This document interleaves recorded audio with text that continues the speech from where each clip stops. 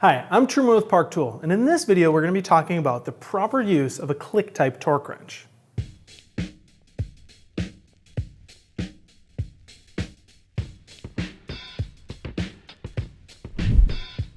On this fastener, we see that the spec is 12 Newton meters.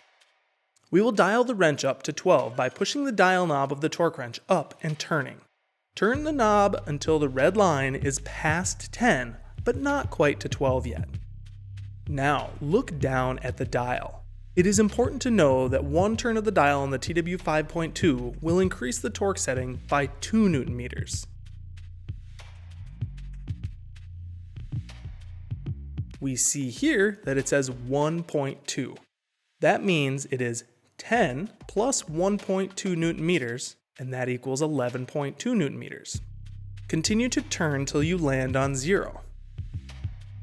You will notice that the red line on the window is at 12. It's also important to know that this line may not line up perfectly.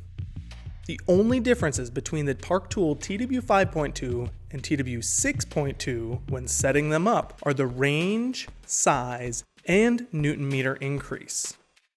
One full turn of the dial is 5 Newton meters on the TW 6.2. With a goal of 40 Newton meters, turn the dial knob up till the red line almost lines up with 40. Now looking down at the dial, keep turning till the dial lines up with 0. We see that the red line almost perfectly lines up with 40 in the window. That's how we set the wrench up.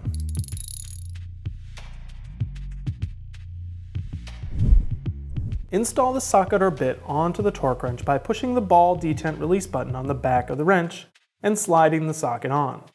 Apply the socket or bit to the fastener. Be sure that the socket or bit is fully engaged and in line with the fastener.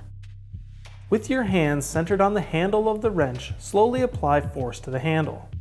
The fastener will rotate until the set torque is reached and the head of the wrench will deflect. It is now torqued. This deflection is often accompanied by a click, but may not be, especially at lower torque readings. This is because the detent in the wrench has a light action at low torque settings, allowing it to be more accurate. This prevents the wrench from slightly exceeding the torque as the tail of the head hits the side of the tube. It is important to stop turning the wrench at this point. It has indicated that the set torque is reached, and if you keep turning, you will exceed the set torque. Our click-type torque wrenches are length dependent, and it is important to hold the wrench on the handle. If you hold your hand farther back on the wrench, it will end up with a lower amount of applied torque than the wrench is set to.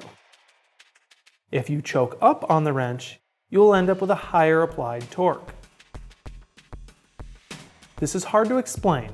Where the pivot torque is measured is not the center of where the torque is being applied. This subject could fill up its own video. Another important part to torque is how to apply. Torque should be applied at a 90-degree angle to the wrench's handle. This is where you will have the most mechanical advantage.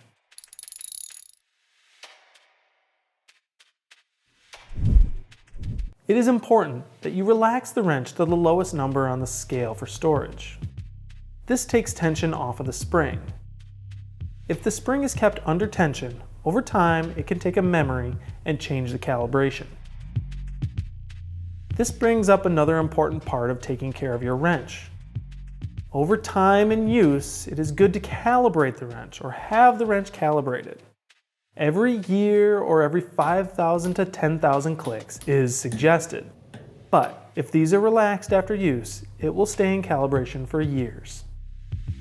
Keep the wrench clean, keep the wrench in a box. Do not drop or allow the wrench to fall in any way, as that can affect its calibration. Thanks for joining us. I hope you found this video useful, and we'll see you next time.